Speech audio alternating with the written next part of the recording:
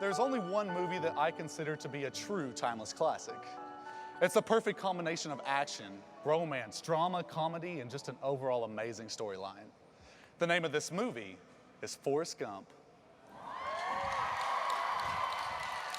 Forrest Gump is what I grew up watching, and it never seemed to fail that no matter how bad of a day I was having, watching Forrest Gump would just make it so much better.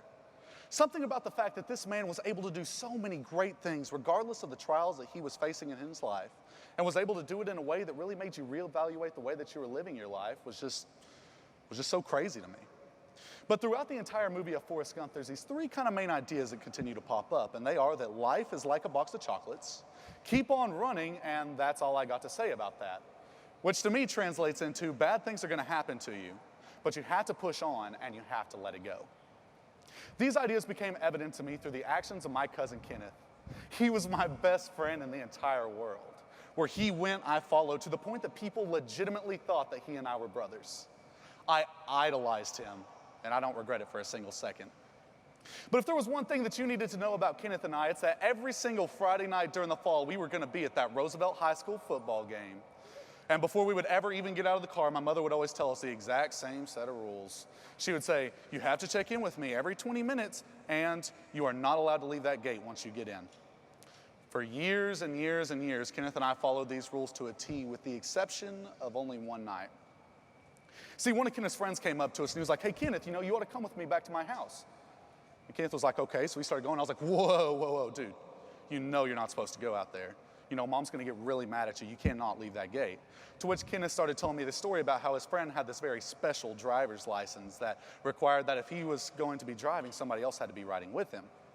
Then Kenneth offered something to me that I never really saw coming.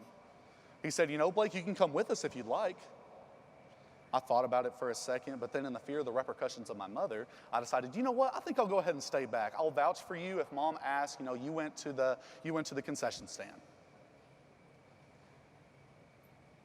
As Kenneth was walking away that evening, I never could have imagined that would have been the last conversation that he and I would ever have. Because he left the gate, got in a rollover accident, and passed away. Over the next several days, I went over to his parents' house to help them in the grieving process, and I had to look them in the eyes knowing that I could have stopped this tragedy. For years and years and years, I blamed myself over the death of my cousin, but I refused to tell anybody of the actual events that occurred that evening. My heart hurt as I thought of how I could have stopped this. How if I only would have had the voice to stand up and say, no, you cannot go, I wouldn't be having a hole in my heart from where my best friend, my cousin, and their son used to be. But now looking back on that moment in my life, I realize that sometimes bad things are just going to happen to you. This happened with Forrest Gump whenever his mother and his wife passed away. He looked back on both of these times with sorrow, but at the same time acceptance. He remembered them, but accepted the fact that they weren't coming back. The most famous line in the entire movie of Forrest Gump is that life is like a box of chocolates. But ladies and gentlemen, I'm here to tell you today that while life may be like a box of chocolates, it ain't always sweet.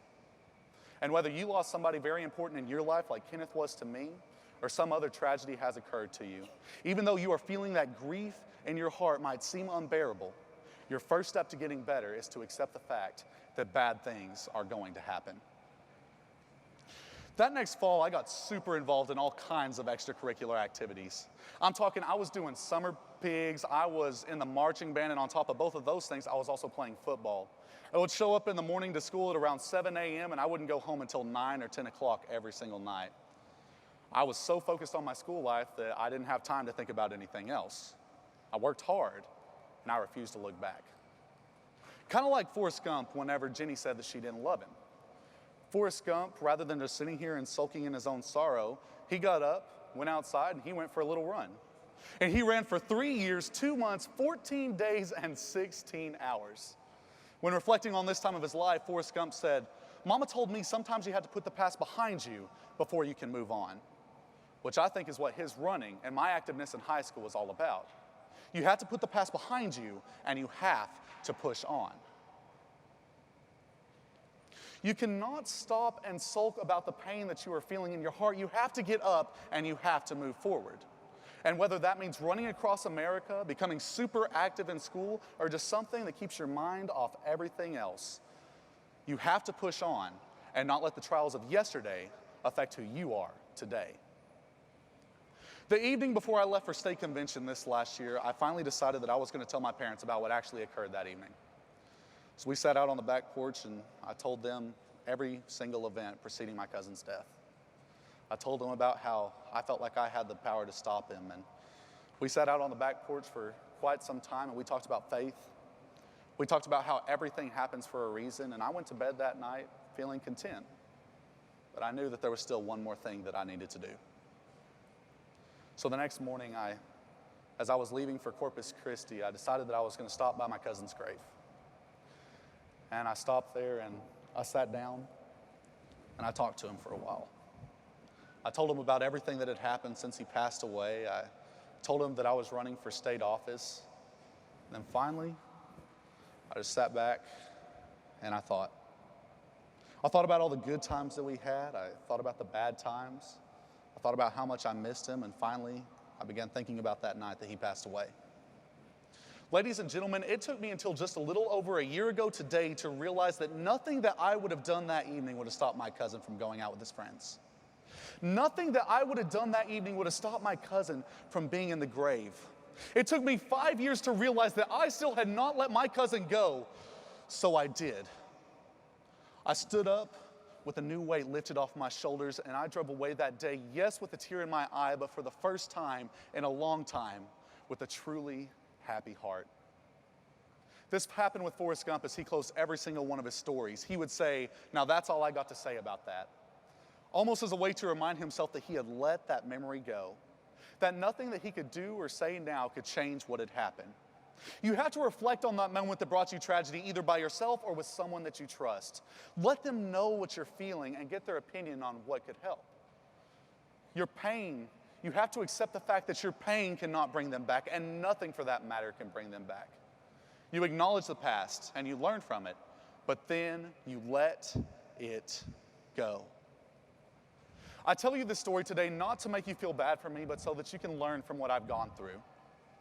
Don't let the sadness of yesterday roll over into today. Don't be upset with yourself over things that you could not have changed, because ladies and gentlemen, bad things are going to happen to you. Push on from there. Work as hard as you can and don't look back. I was once told that if you live your life looking through that rearview mirror, then you're bound to come to a crash, which is why you have to let it go. Accept what has happened and learn from it, but don't constantly dwell on it. You are the best you that this world has ever seen. Are you going to allow yourself to dwell, or are you going to strive for something better? Learn from Forrest Gump and learn from my experiences that bad things are going to happen to you. And as long as you push on and you let it go, there is nothing in this world that could ever hold you back. And Texas FFA, that's all I got to say about that.